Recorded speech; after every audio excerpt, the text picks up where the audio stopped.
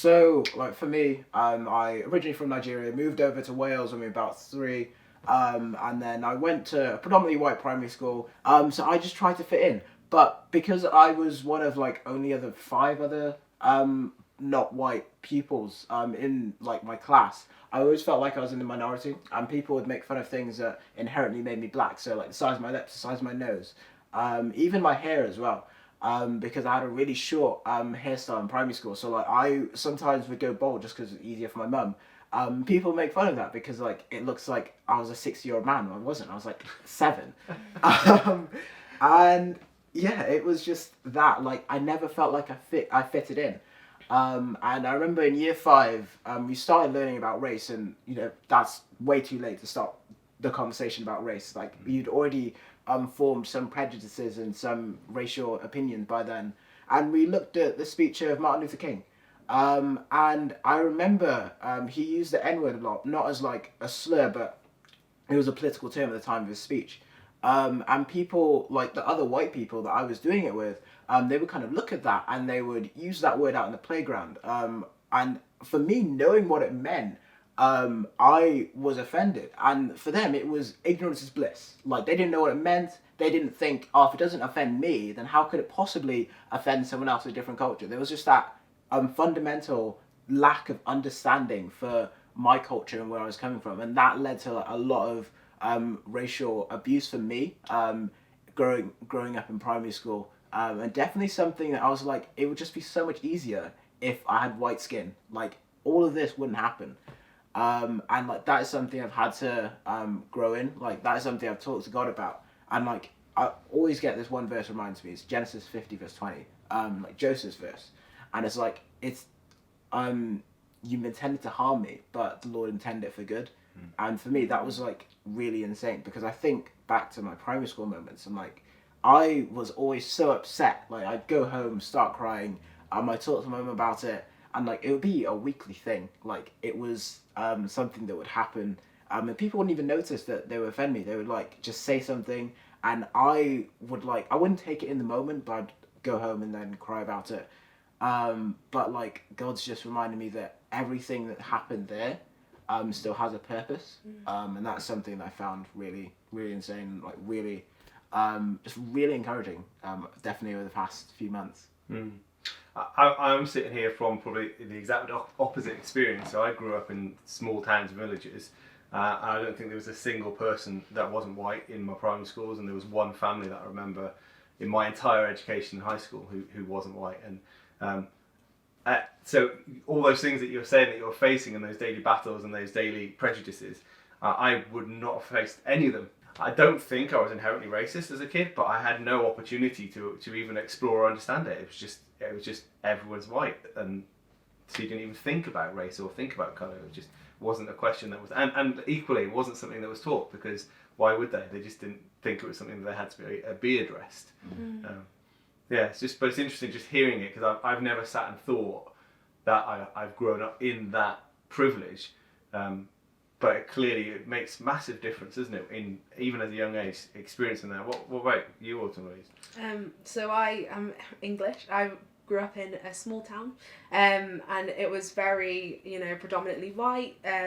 Just kind of surrounded by, people that I kind of just chose to identify with because they were the only people that were around me. I didn't have anyone to look up to that looked like me, so I'm dual heritage. My parents are both British, but my mum is of Jamaican descent, and my dad is white English. Growing up, just not having any kind of influences that were also dual heritage was really tough. And going to high school, all my friends were white. I just wanted to fit in, kind of like what you were saying. I didn't want to be the odd one out. I didn't want to be known to be different for any reason. And so I'd chemically straighten my hair, which really took a toll on it. I wasn't really proud of my curls or the way that my hair looked. So I just kind of wanted to blend in as much as I could and look like everyone else, which is a challenge, a real challenge, I think. Has anything shifted or changed since the recent George Floyd death? Is it become more of a conversation that you're having with people? Are people more aware of it? Excuse I would get is with racism, it's oh, don't worry, man, it's not as bad as it used to be. And that really annoyed me because I was thinking, if I call up my Wi-Fi provider and like I say I've got a problem with my internet, and they reply, "Oh, don't worry, it's not as bad as it used to be." Like, I'm not living in the '60s. Like, it might not be as bad as it used to be, but it's not where it needs to be at the same time. I've had conversations with my white friends, and that's really liberating for me because when like with my white friends, there's always this awkwardness. They're like, do I ask him about his race? Like, what do I say? And it was like trotting around eggshells. They just felt really awkward about it. So I had to make a space where it was comfortable for everyone to talk about it. And what sort of things are they asking? Like, are you able to give any examples? Are they asking you questions, or are they kind of saying, tell us what we need to know? How's those conversations going? It's definitely it's quite funny. Some of them will want like a rule book of like what to do, like how to not be racist. But it's definitely just like me giving general advice. I always recommend like asking about a different culture, and trying to not make any assumptions, because like assumptions just make a fool out of both of you, especially when they're wrong. So I just like recommended talking about it, and I was like, even if it feels awkward, it's better to have those awkward conversations than to have someone live in pain for the rest of their life. So that was definitely like the tone of the conversations. So one of the things that I would say is, and this is kind of negative in some way. So we're filming this for about 3 months after George Floyd's murder, and we've seen countless videos and petitions and protests and marches and all sorts of things happened straight away. But now we're 3 months down the line. I'm not sure how much has shifted or changed. I think one thing is we're all very much aware of the problem, and we're all aware of loads of new language that has come into our vocabulary. Things like Black Lives Matter, allyship, white privilege, silence is violence, all these phrases. But I don't know what's changed, and I guess I'm curious, are we just going to settle back to where we were before? Or is there things that we should all be doing to make sure this continues to be something that's on the agenda and is continued to be addressed, so that we don't just get better than it was, but we get where it should be? This was definitely something that was like on my mind. I think it was like a few minutes after I'd watched the video of George Floyd being murdered, and I was thinking like, I don't want in 6 weeks for people to forget his name. I don't want this to just be a thing that happened. So I think it's gotten to the point where like I will still have awkward conversations, and I will still talk about it. If someone like mentions it as a joke, I'll be like, that's not right, that you can't say that. And it's gotten to a point where I've like got to make sure that I'm still talking about it, because while it might not have the popularity, the importance of it hasn't died down at all. And I think, for me, similar kind of thing. I never really spoke about race or racism. It was very much like a taboo subject that I didn't even want to mention. But seeing that video and the wake of everything and the attention since then, I was just kind of like, how can I stay silent on this anymore? Like, it is an issue that directly impacts me because I am a person of colour. So I think just knowing that I do have a voice and I can use it, and knowing that not every platform is equal, but we all have a platform to share something on, and we do all have an audience that we can have a shred of influence with, and so for me it was sharing lots of Instagram posts on my story, just even definitions of terms that you mentioned, just to kind of help people to understand and bring a bit more clarity with those kind of things and insight into, I guess, what I experience, and my kind of experiences, and just kind of using my voice to speak up about injustice, especially racial injustice.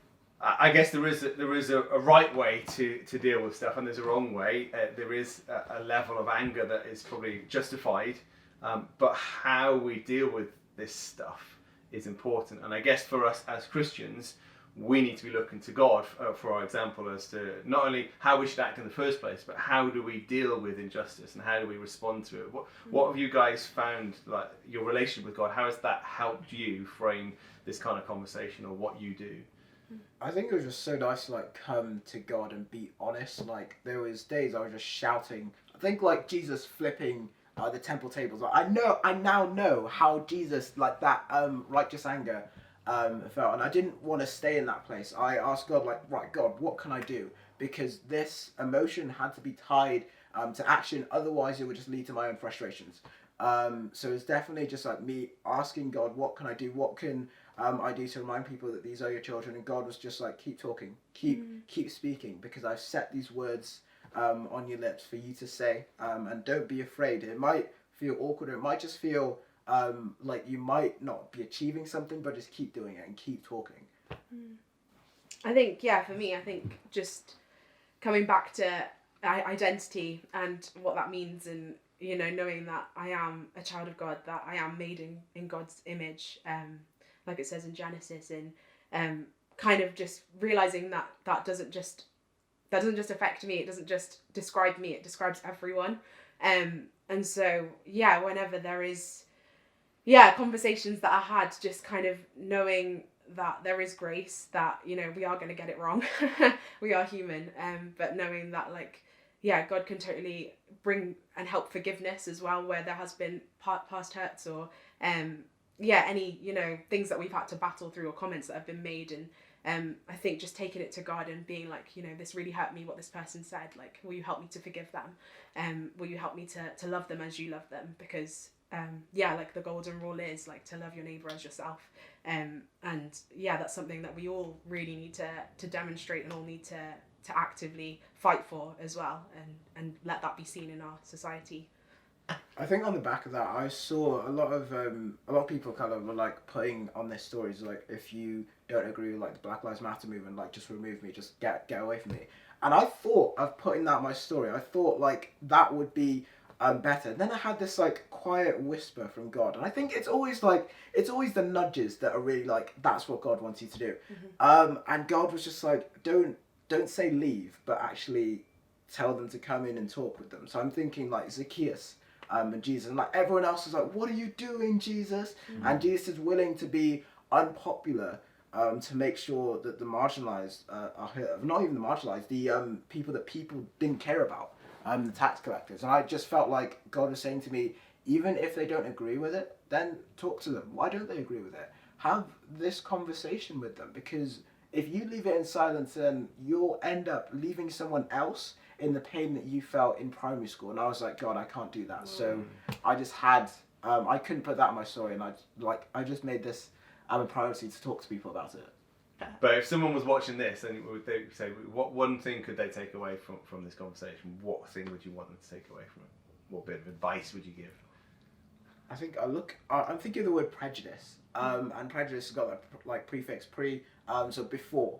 And I think to do or to assume anything before you've met a person is to already put yourself for a downfall. It's already to think that like, you're messing up. I'm thinking Samuel, like when he's trying to find the next king of Israel after Saul, he looks at everyone and he's like, God, it's that one, God, it's that one. And then he scrolls down, like the whole family is 8 people. And then he goes to David, and David is out there like tending sheep. It's like, that's really unimpressive. But Samuel chooses it because that's what God is looking for. And I think in that point, it should just be to like look for the little things, and don't assume you know best, but actually have a conversation with someone to release the pain they might be feeling. That's so good. So good. Yeah. And Jesus himself, actually, he came, it says in Philippians, he came and didn't assume equality even with God, even though he was God, but he humbled himself and came as a man. And I guess that fits in with what you're saying, isn't it? That if Jesus' response to want to reach out to a broken world and to do something about the injustices that he saw was to humble himself, then we need to do likewise. It says he humbled himself and became a servant, that he came in so that he could serve people, that he could bless them, that he could lift others up. And if that is our posture, if that's our position, we're going to make the world a better place if we're always coming in from a position of wanting to help other people, not just get our point across or get ourselves to the top. Definitely don't do nothing, because like it's easy to like sign petitions, donate, but don't say that, oh, I've done that and that's a box ticks, that's the anti-racism box, now I can live my life, I'm not racist, there we go. But make the effort to talk to people. Nelson Mandela puts it in his autobiography that our weapon is dialogue. And I find that pretty impressive for a man who spent 27 years in prison to say that that was his weapon. And definitely just keep the conversation going. When you might not want to, or when you get shut down, keep it going, because this conversation goes bigger than you. It goes for every single black friend or black person who has been treated by racial injustice or racial abuse. The conversation is so much bigger than you. It's bringing glory to God. It's bringing God's kingdom down. In Revelation, it talks about every tribe and every tongue. That's where we're going for. We're not doing this so we can say, I'm a political activist, I'm woke and like all that kind of stuff. But we're doing this because actually this is wrong. And we needed to change this. And this should have been changed a long time ago. But the fact that we have the opportunity to change it now has to drive us to do something.